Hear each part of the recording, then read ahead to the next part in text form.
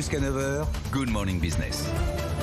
Et c'est Christophe Roth qui est avec nous sur ce plateau ce matin, directeur associé chez EPSA, un cabinet de conseil français spécialiste du voyage d'affaires. Vous accompagnez les grandes et les petites entreprises et donc vous publiez ce baromètre sur le voyage d'affaires, la reprise. Ce qu'on y apprend, c'est que ça redémarre timidement, mais qu'on ne reviendra jamais au niveau d'avant-crise. En tout cas, c'est pas souhaitable. Effectivement, il y a un démarrage qui est progressif, on va dire, qui se met dans le sillon du voyage de loisirs, qui a redémarré très fortement cet été. C'est un très bon signe, parce qu'on se posait la question. Ça a permis de donner une bouffée d'oxygène à toute l'industrie, compagnie aérienne, chaînes hôtelières. Oui. Le voyage d'affaires, c'est plus progressif.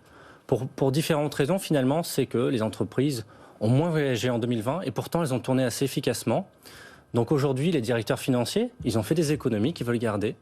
Et puis les directions RSE ont aussi réduit les émissions CO2, avoir atteint leur objectif avant date et cherchent finalement à garder cette performance. Alors vous dites que c'est souhaitable pour les raisons que vous venez de dire, parce que d'abord on gagne de l'argent et ensuite on n'est plus responsable, notamment en matière d'environnement.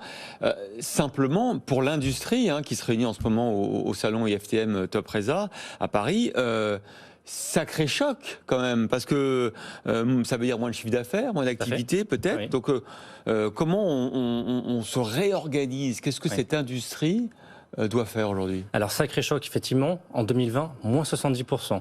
Donc chute abyssale. Là, on est sur une reprise, encore une fois, progressive. On est à peu près à 40-45% de ce qu'on était à 2019. Ça reste abyssal. Ça reste abyssal, mais on vient de loin, ça redémarre.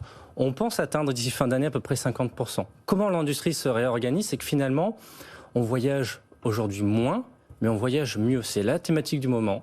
C'est où est-ce qu'on place le curseur entre le besoin vraiment de se déplacer.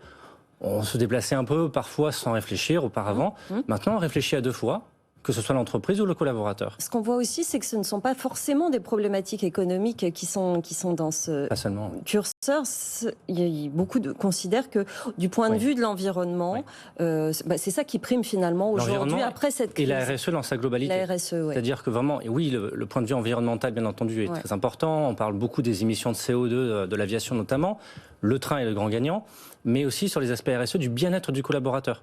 Le collaborateur voyageur d'affaires qui a regagné du temps pour lui, en se déplaçant moins, il a apprécié aussi de regagner ce temps-là, d'être moins stressé, d'être moins fatigué. Et donc c'est ce bien-être-là qu'on va essayer aussi de préserver pour mettre le curseur au bon niveau. Pardon, mais je repose ma question parce que vous êtes bien gentils tous les deux. Vous mettez du point de vue du salarié, de l'entreprise qui va faire des économies. Moi, je me mets du point de vue des professionnels qui ont perdu 50% de chiffre d'affaires. Comment on récupère?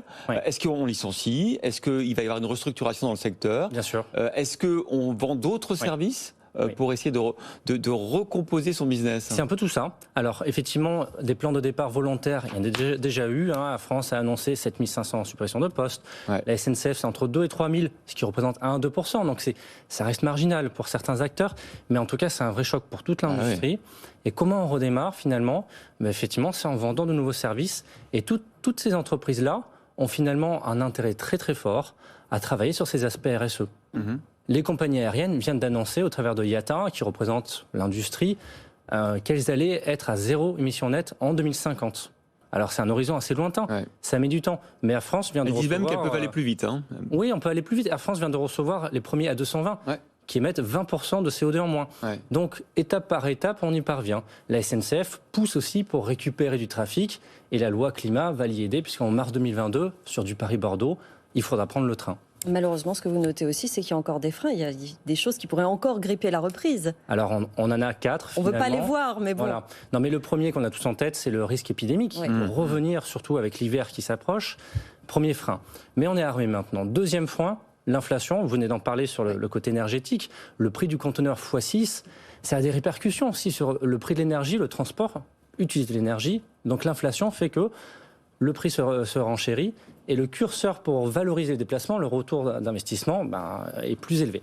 Enfin, plus difficile à atteindre. Troisième facteur, les tensions géopolitiques, c'est pas bon pour le commerce international.